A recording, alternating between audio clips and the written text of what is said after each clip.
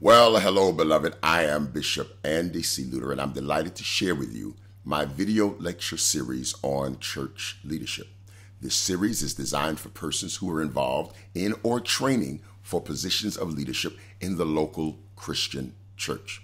More specifically, I would like to talk to deacons, deaconesses, ministry leaders, auxiliary leaders, trustee stewards, or any other position of the local church that can benefit from the material that is a part of this curriculum.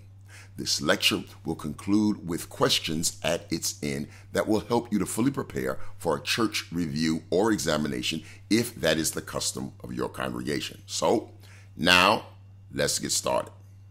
This particular lesson is entitled The Organization of the Bible, Part 1.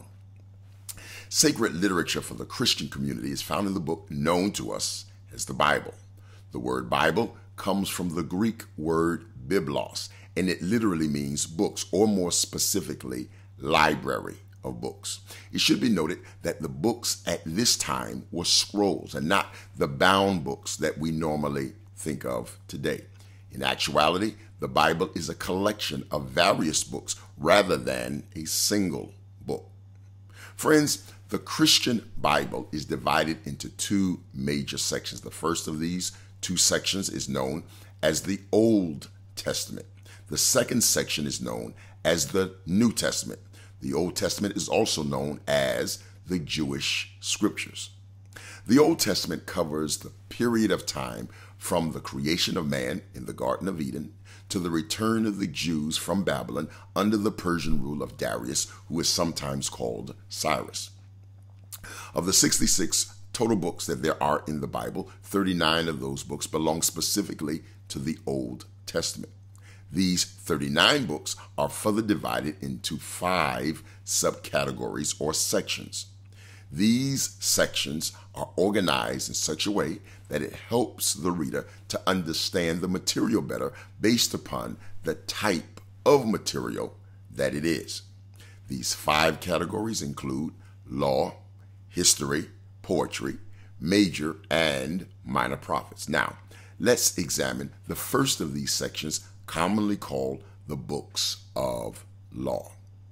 The books are also known as the Pentateuch, and they number 5. Actually, they are the first 5 books of the Bible: Genesis, Exodus, Leviticus, Numbers, and Deuteronomy.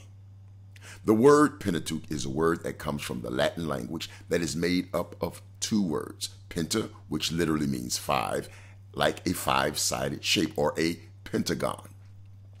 The second portion of the word means books, so that when they are put together, the word literally means 5 books.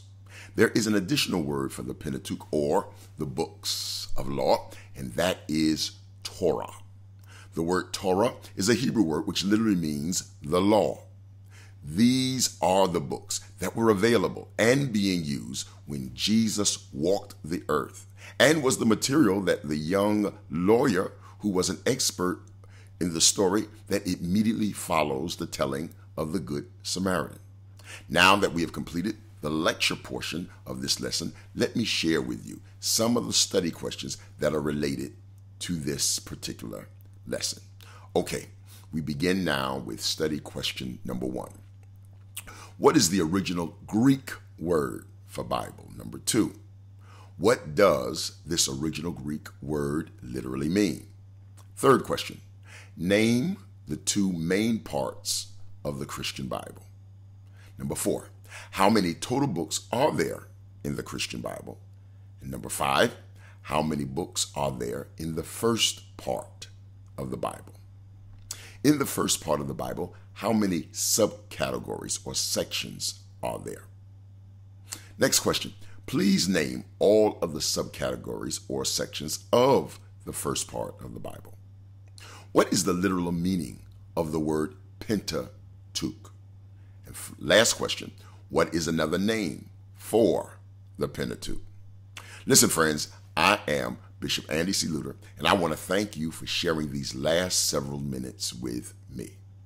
Friends, I pray that this has been helpful, and I look forward to sharing with you in part 2 of this particular study on the Bible. Remember, God loves you, and so do I.